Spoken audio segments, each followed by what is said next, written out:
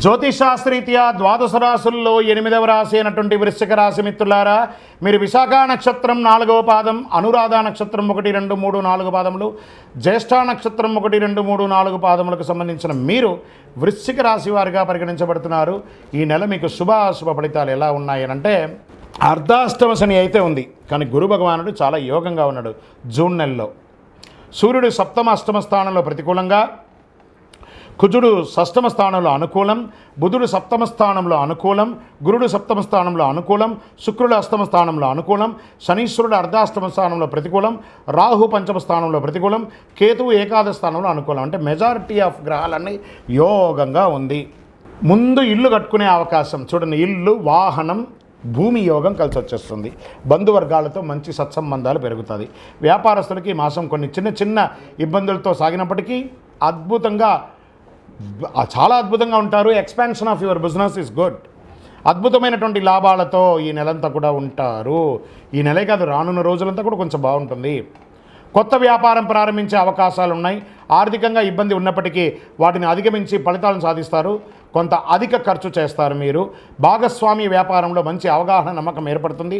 చిన్ననాటి మిత్రులను కలుసుకుంటారు, వారితోటి ఆనందంగా గడుపుతారు, అనేక విషయాల్లో చర్చిస్తారు. వివాహాలు, శుభకార్యాలు ఫలిస్తాయి. శుభకార్యాలకి సమయాన్ని కేటాయిస్తారు. పిల్లల విషయంలో సరైన సమయంలో సరైన నిర్ణయం తీసుకుంటారు. భార్యాభర్తల మధ్య సఖ్యత ఏర్పడుతుంది.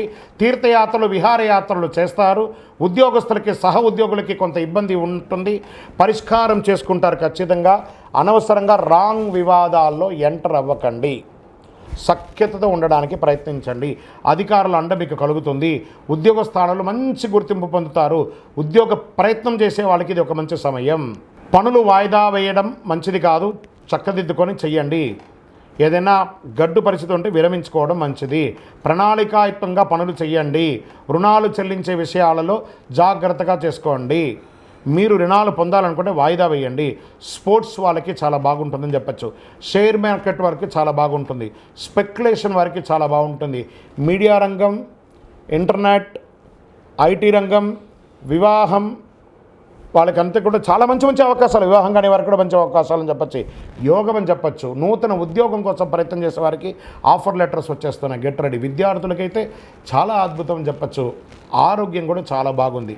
చంద్రాష్టమం జూన్ 7, 6, 2024 7:56 ఉదయం నుండి 9, 6, 2024 2:07 వరకు చంద్రాష్టమం ఉంటుంది. ఈ 2.5 రోజులు చాలా జాగ్రత్తగా ఉండాలి. నలుపు, బ్లూ రంగు బాగా కలిసి వస్తుంది. Lucky number 9. పరిహారం ఏదైనా మీ పరిసర ప్రాంతాల్లో ఉన్నటువంటి అయ్యప్ప స్వామి వారి దేవాలయాన్ని దర్శనం చేసుకోండి. సకల శుభాలు జరుగుతుంది. వ్యాపారపరంగా చాలా ప్రయోజనకరంగా ఉంటుంది. రాజకీయ నాయకులకి ఇది యోగ కాలం అని చెప్పచ్చు. తస్మాత్ జాగ్రత్త ఫర్ దస్తావేజులు. మీ యొక్క డాక్యుమెంట్స్ అంతా కూడా జాగ్రత్తగా ఉండొచ్చాయి.